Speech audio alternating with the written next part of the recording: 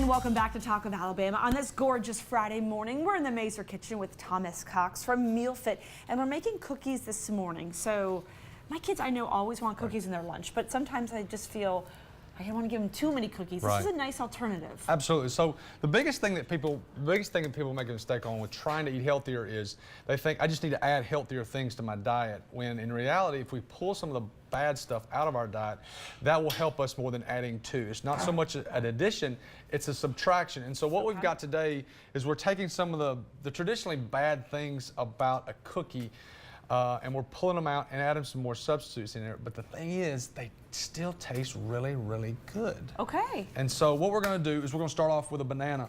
And so we're going to take this banana and we're going to put it in our bowl and we're going to mash it up. So where this comes from, this is going to be a better alternative to like a traditional, like a heavy cream or something like that. We'll mash this up and then we'll put an egg in there. Everybody needs to have their eggs. One egg, okay. And then we've got just a little yogurt. So we're just going to add some yogurt in here. So fourth a cup. As opposed to, you know, lots of butter or anything like that, okay? So then we're gonna add some almond butter. We are not big peanut butter people in our homes. We have some friends that have the peanut allergies. My wife's been a teacher, and so for years, she made things with peanut butter.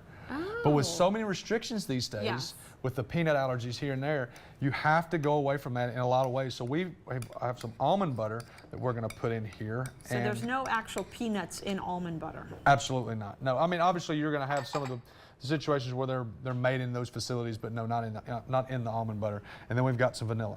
So what we're going to do, little vanilla, is we're going to take this, we're going to mash this up, mix this all up together. So this is your base of any kind of cookie. You've got to have some wet ingredients just to combine everything. Yes. But then you've got to have some dry ingredients where we would normally use tons and tons of flour and tons of white sugar. Go ahead. I'm just going to tilt it so everybody can see. It doesn't look like the most amazing thing in the world, but it tastes really good.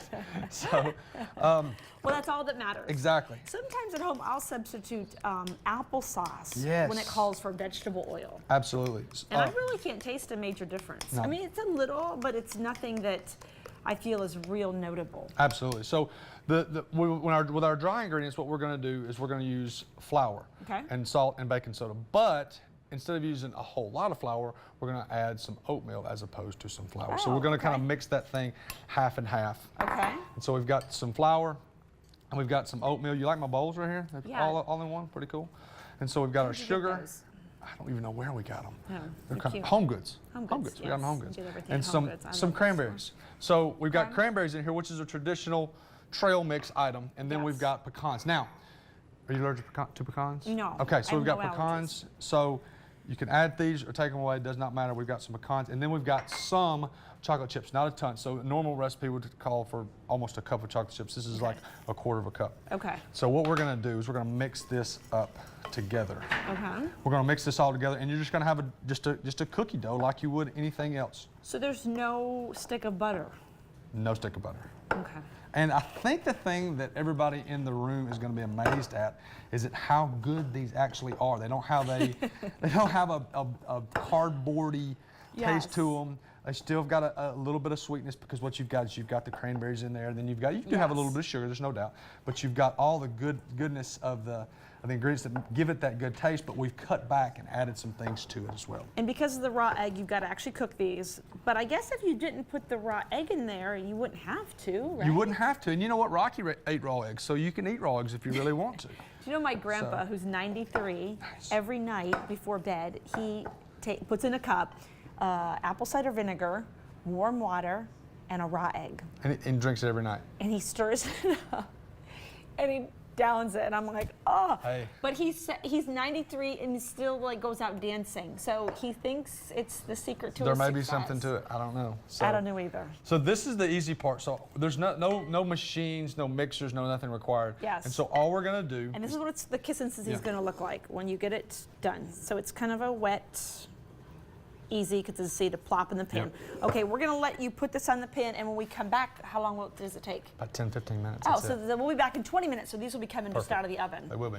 We'll talk a little bit more about the business then. Awesome. Speaking of food, we're back in the kitchen with Mr. Thomas Cox from Meal Fit. What's your favorite ice cream? I am just a plain old vanilla person. I know, it's so boring, so boring.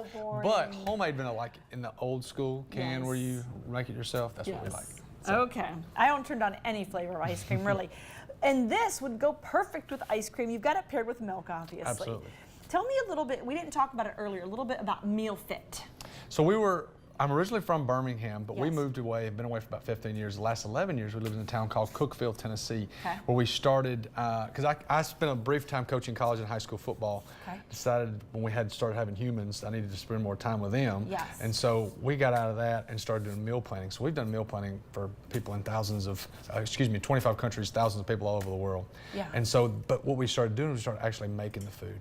And then we had an opportunity to move back to Birmingham for catering and meal prep. So the two things that we focus on in our business are catering any kind of event that you would have, from the corporate lunch all the way up to the super nice wedding to an event we did last week down in Avondale for the Salvation Army, which was a beautiful farm table down the middle of the road for 150 people to benefit the Wow. Salvation. Oh yeah, so we have a lot of things that we do, but one of the things we do on a weekly basis is to help people like us that have kids and are going to basketball like we talked about earlier, and going to football and going to all these things. Yes. Well, Meal Fit Meals, where we take the food, make the food, and you have it for you all week. So when you get home after basketball practice, Yes. you've got something that you can just pop in. It's already done, and it's good, real food for you. Like the ladies were talking earlier, God made food for us to live, and not to live by it, but He made real food so that we can just thrive. And that's what we do. We base a lot of what we do off of just real food. Yes. And we help people with time with our Meal Fit meals. That's important. Very important.